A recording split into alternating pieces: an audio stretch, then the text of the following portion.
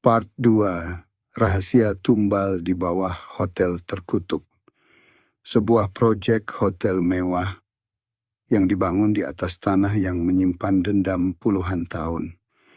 Di part sebelumnya, saya, Yanto, sudah melihat dengan mata kepala sendiri bagaimana seorang wanita keluar dari tanah hitam. Tapi yang membuat saya lebih ketakutan, suara yang berbisik tepat di belakang saya. Aku belum selesai, padahal wanita itu berada beberapa meter di depan saya. Lalu siapa yang berbicara? Dan yang lebih mengerikan, jika arwah itu memang menuntut tumbal, mengapa bos proyek masih memaksa pembangunan tetap berjalan? Apakah semua kejadian ini hanya kutukan? Atau ada seseorang yang sengaja mengorbankan kami? Inilah kisah lanjutannya.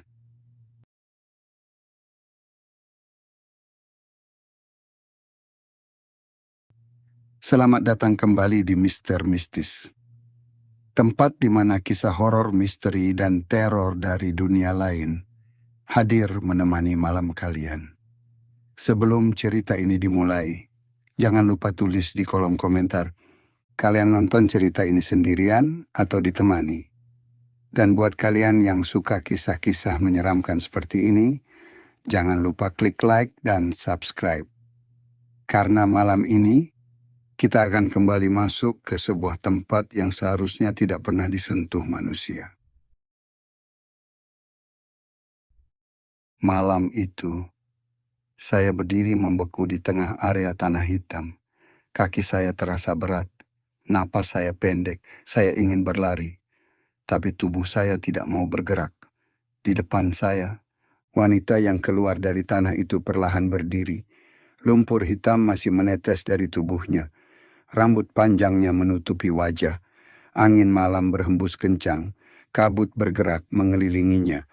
Namun yang paling membuat saya takut bukan penampilannya, melainkan perasaan aneh yang muncul dalam hati saya. Karena di balik sosok mengerikan itu, saya bisa merasakan kesedihan, bukan hanya kemarahan. Wanita itu mengangkat kepalanya perlahan. Kemudian rambut di wajahnya mulai bergeser. Saya melihat wajahnya, wajah seorang wanita muda. Namun kulitnya pucat seperti mayat, matanya hitam pekat, dan dari sudut matanya mengalir air mata bercampur tanah. Kemudian bibirnya bergerak. "Kenapa kalian datang lagi?" Suaranya sangat pelan, hampir seperti bisikan. Saya memberanikan diri berbicara. "Siapa kamu?" Wanita itu diam. Lalu tiba-tiba tanah di sekitar saya bergetar. Dari bawah tanah terdengar suara banyak orang menangis. Suara perempuan, suara laki-laki, seperti banyak jiwa terperangkap di bawah sana. Wanita itu menatap saya. Mereka tidak tahu. Mereka semua hanya korban. Saya bingung. "Siapa yang kamu maksud?" Wanita itu menunjuk ke arah gedung proyek. Jarinya perlahan mengarah ke kantor bos. Lelaki itu, dia yang membangunkan aku. Tubuh saya langsung kaku. Bos proyek. Keesokan paginya, saya masih tidak bisa melupakan kejadian malam itu.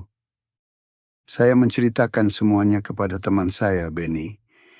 Namun wajahnya langsung berubah. Karena ternyata Benny juga mengalami sesuatu malam sebelumnya. Dia mengaku melihat bos proyek masuk ke area tanah hitam bersama beberapa orang. Mereka membawa sesuatu, bukan alat kerja, bukan material bangunan, tapi peralatan seperti ritual, lilin, kain hitam, dan sebuah kotak kayu tua. Saat itu kami mulai sadar ada sesuatu yang jauh lebih besar daripada sekadar hantu. Hari itu saya mulai mencari tahu tentang pemilik proyek. Namanya Pak Surya, seorang pengusaha besar yang terkenal sukses. Di depan para pekerja, Dia terlihat ramah, sering memberi bonus, sering berkata bahwa proyek ini akan mengubah nasib banyak orang. Tapi semakin saya mencari informasi, semakin banyak hal aneh yang saya temukan. Salah satu warga tua mengatakan, sebelum membeli tanah itu, Pak Surya sudah mengetahui sejarah tempat tersebut. Bahkan ia pernah diperingatkan oleh warga, namun jawabannya membuat semua orang terdiam. Kalau tanah ini meminta sesuatu, maka akan saya berikan. Saat mendengar kalimat itu, darah saya seperti berhenti mengalir. Karena artinya, semua kematian yang terjadi bukan kecelakaan. Malam berikutnya, saya dan Beni diam-diam mengikuti Pak Surya. Kami melihat dia berjalan menuju area belakang proyek, tempat tanah hitam berada. Di sana, sudah ada beberapa orang menunggu. Mereka membuat lingkaran dari benda-benda aneh. Dan di tengah lingkaran, ada foto para pekerja, termasuk foto saya. Jantung saya hampir berhenti. Beni berbisik, "Toh, kita harus pergi sekarang." Namun terlambat, sebuah suara terdengar dari belakang. "Kalian ternyata sudah tahu." Kami menoleh. Pak Surya berdiri di sana. Wajahnya tidak seperti biasanya. Tidak ada senyum, tidak ada keramahan, hanya tatapan dingin. Saya mundur.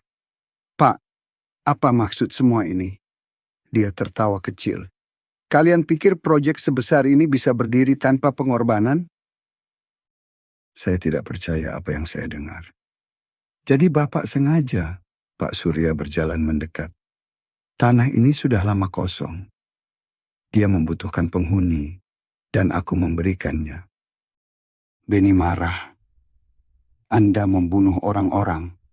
Pak Surya hanya tersenyum. "Tidak, saya hanya memberikan apa yang diminta." Tiba-tiba, tanah hitam di belakangnya bergerak. Seolah mendengar percakapan kami. Kabut turun sangat cepat, dan suara wanita terdengar. "Kamu bohong." Semua orang langsung diam. Karena suara itu bukan berasal dari manusia.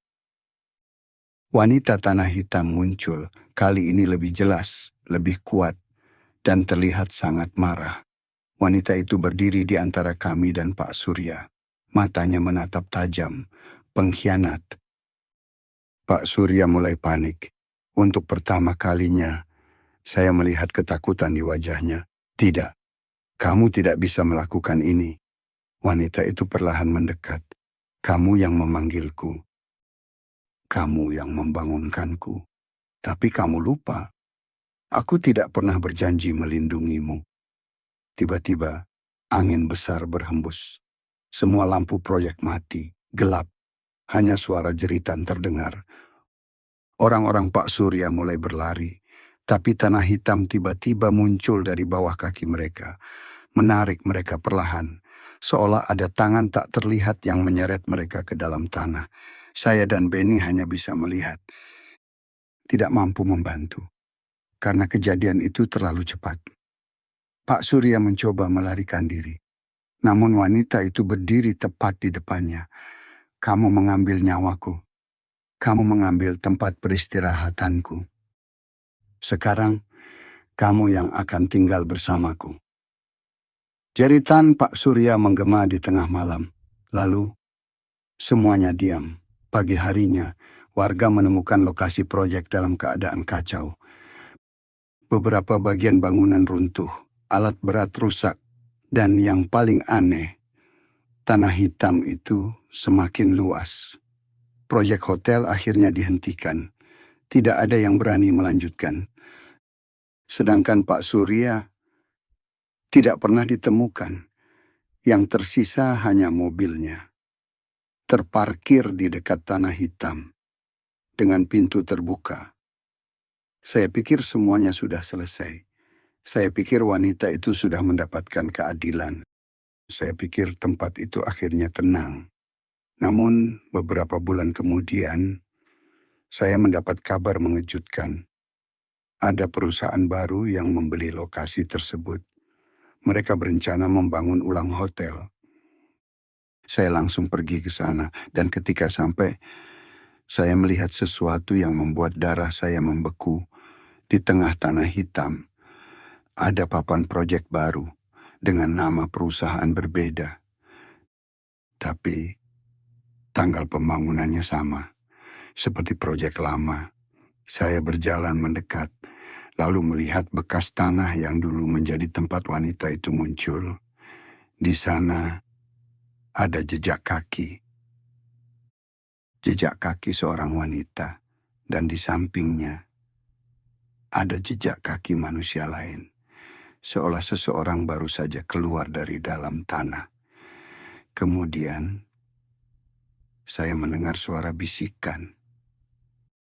Suara wanita itu, pelan, dekat. Aku masih menunggu. Saya langsung menoleh.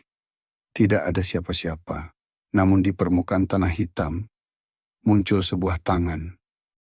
Perlahan, sangat perlahan, dan kali ini bukan tangan wanita, melainkan tangan seorang pria, karena ternyata wanita tanah hitam bukan satu-satunya yang terkubur di bawah proyek tersebut. Masih ada rahasia yang jauh lebih gelap, yang selama puluhan tahun disembunyikan.